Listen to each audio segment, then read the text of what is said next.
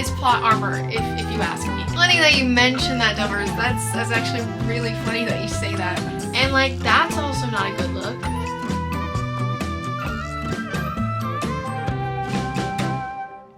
Hey everyone, welcome back to my channel. Today we are going to be doing the first installation of what I like to call Film Friday, where every single Friday I do an upload related to film, whether that is a film review or film rankings, and today it is going to be a film review for the new Stranger Things documentary. Now, I am a massive, might I add, incredibly massive Stranger Things fan. Like, it is my #1 favorite show of all time.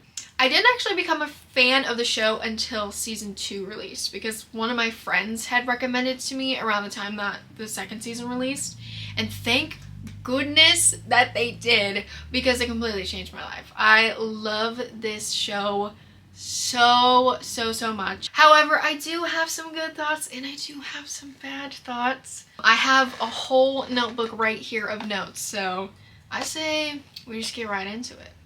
Now, going into the documentary, I did see some negative opinions and discourse online talking about how the Duffers didn't have the last episode finished while filming, which as a film major sounds like a nightmare, to say the least. But we are going to start positive. I'm going to start with the things I liked about the documentary. The first thing I want to talk about the documentary is I loved how they showed the process authentically, and I loved getting to see behind the scenes of like the table reads and the last moments for specific cast members on set. Like, I literally, the last like 40 minutes of the documentary was just like sobbing because of the fact that like it's showing all of like the last moments for Jamie on set, the last moment for like the main like kids on set, and just the whole basement scene in the end.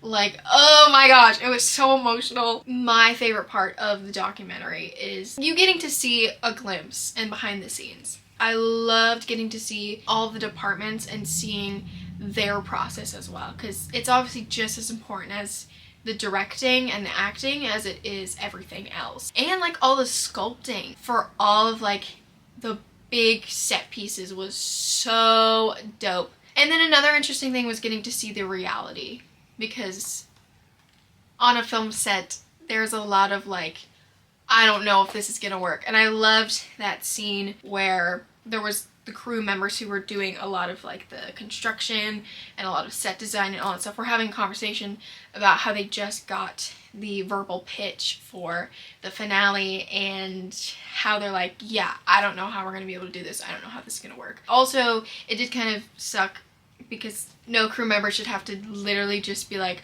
I don't have a script to go off of and I just have to try my best. Not the biggest fan of that, but we'll get into that in my critiques of the documentary in a bit.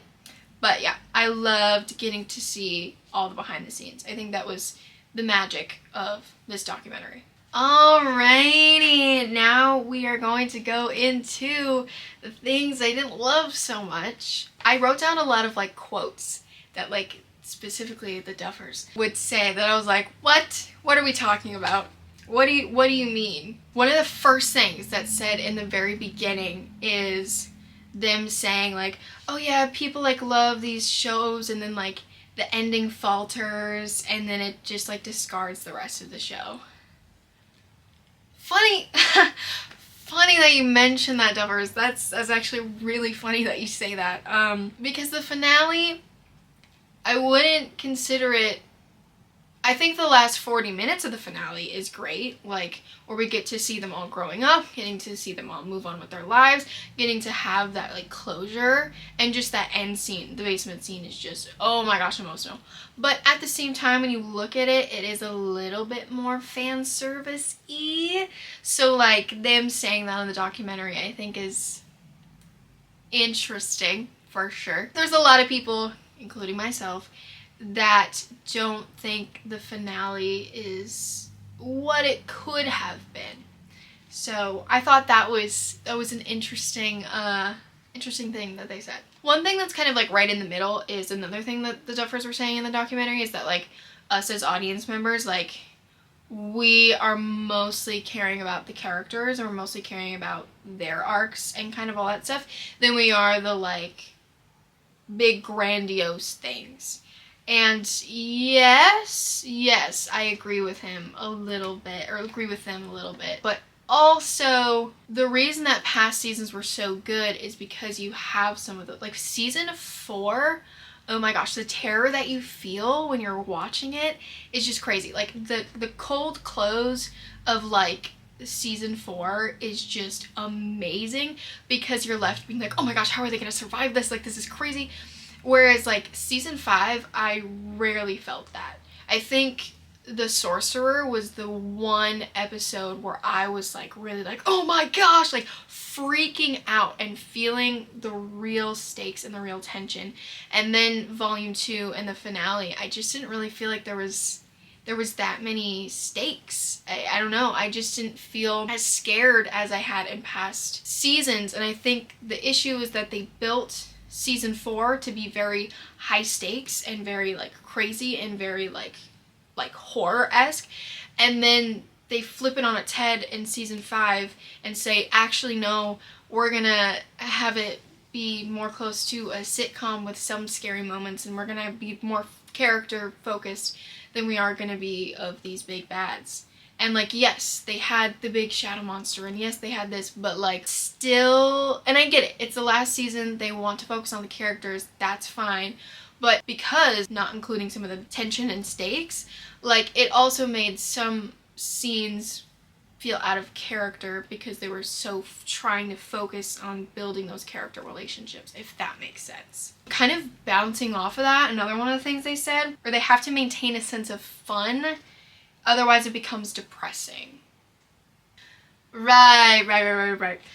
This I disagree with, because the main thing that made them say this is they were talking in the writer's room about how, like, that was their main critique, is that they're not, like, killing characters off, but then this was their argument, was that they have to maintain a sense of fun, otherwise people aren't gonna watch it because it's gonna be depressing. No, that's actually not correct. Yes, we are focused on the character, and yes, deep down in our hearts we don't want any character to die, but at the same time, to be a good writer means to know the weight and sacrifice it will be to kill off a character. And yeah, they don't need to touch Steve. That was good on them for not killing Steve off. But I mean, like, they had a perfect and obviously I don't necessarily want them to die, but they had the perfect opportunity to kill off Nancy and Jonathan, and then they're like, nope, the goop is just gonna harden and you know, it's just gonna stop flowing into the room and they're gonna be totally fine. I don't know. I feel like it would have been, in my opinion, I think it would have been more powerful for them to die. And that's the thing, is, like, everyone makes it out alive except 11. And yes, I kind of agree that 11, there needed to be some form of, like, she needs to sacrifice herself or something like that. Like, that I can get behind and that I can support. However, a majority of the other main characters, I'm like, why was there so much plot armor? And that's the thing, the Duffers in interviews leading up to this were like, there's no plot armor, like, we'll kill people, like, and the only person that, oh, spoiler alert, the only person that dies is, like, Collie, and supposedly 11. Like, what? That is plot armor, if you ask me. Especially, like, how Lucas just, like, kicks a Demogorgon, and, like, totally fine. Granted, I need Lumax to live, so I will let that specific instance slide, okay? I will let that slide. But other characters, I just feel like there was so much plot armor, especially the fact that none of them went to jail, but the military never had any consequences for what happened after. Like, there's a lot of things that I think have plot armor and focus too much on keeping what they consider maintaining a sense of fun than actually making a finale that is even more impactful because it has loss and it has that depth. And then another writer's room moment that, oh my gosh, made my blood boil is when one of the writers is like, yeah, I think we need to have other monsters and, like, demos in the Abyss final battle, which I'm like, yes, Well, yes, that is the correct opinion. And then one of the other writers is like, well, I fear there's like demo fatigue. And then like one of the Duffers was also talking about how like, oh, the reason that the Max Z scene is so powerful is because of the fact that it like has the demos, and it's like, but I'm also like, having demos and demo bats and demo dogs in the Abyss doesn't take away from the intensity and the craziness of the Max Z scene. So I don't understand why they think that adding demos into the Abyss final battle would lessen it. In fact, I think the Abyss final battle felt like it had zero stakes, because in previous seasons, like, yes, they have fought things similar, but like it takes a lot of effort, and usually there is someone that's getting injured. In season 3 it was Billy, in season 4 it was Eddie. Oh, I'm still over that. Like, there's usually always someone who has the consequence, and they always have never had the balls, respectfully, for it to be one of the main characters. And so I cannot get behind no one dying in the final battle except Vecna. I can't fathom that. But I saw a TikTok where one of the creators was talking about how it would have been so much powerful if he had sent all the demo dogs and all the demogorgons and everything at them, and then Will clocks in and literally uses the demodogs and demos against the Shadow Monster and against Vecna. And I think in an interview the Duffers were like, oh, why didn't we see like Will like struggling and like being like, while like Vecna's being killed? It's like, oh, it happened off screen. I hate that. I hate the it happened off screen thing. And also the fact that Will doesn't die also doesn't make sense, because he's so closely connected, or at least injured, you know what I mean? At least put in a coma or something. I mean, Max, for goodness sake, was put in a coma. And yet Will comes out completely fine after Vecna is killed? I don't buy it. Anyways, but I think them saying they need to maintain a sense of fun, I think ruins everything. Also, another thing about the Abyss battle is they had mentioned that they had written a midway battle before going to the Abyss, and I'm really intrigued to know what that means and what that looked like, because they're like, yeah, we got rid of it, which like is fine, but like also I'm kind of intrigued to know if it would have made the anticlimactic Abyss battle scene make more sense, you know what I mean? So I would be intrigued to see the draft that had that in it. Going back to their statement, the audience cares most about the characters, not the spectacle, but the goal is to combine the two. Yes, I agree with him. I agree with him 100%, but I do not feel like they did that successfully. I think they, in a lot of ways, focused too much on the characters and wrapping up their arcs than they did wrapping up a lot of the logistical things as far as the Abyss, the Upside Down, Vecna. November 6th, they don't even touch that. They're like, yeah, there's a bunch of correlations to November 6th, but we're not going to explain that at all. But, oh yeah, we're just going to pretend that we actually did in fact forget Will's birthday, and that's just like not ever going to come up.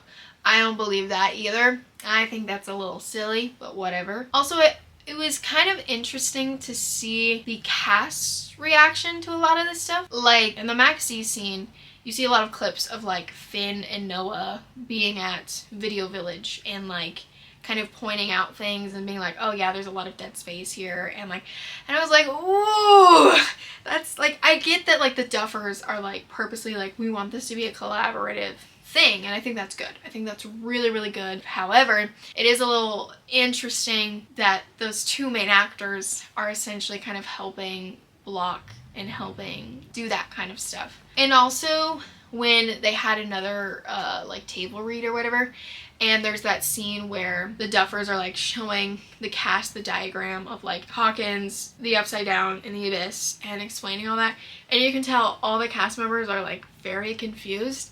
And, like, that's also not a good look. That's also not a great thing. So that was kind of funny, but also not funny, haha, funny, ooh. I obviously have to address the obvious. The fact that they didn't have the season 8 script finished is wild.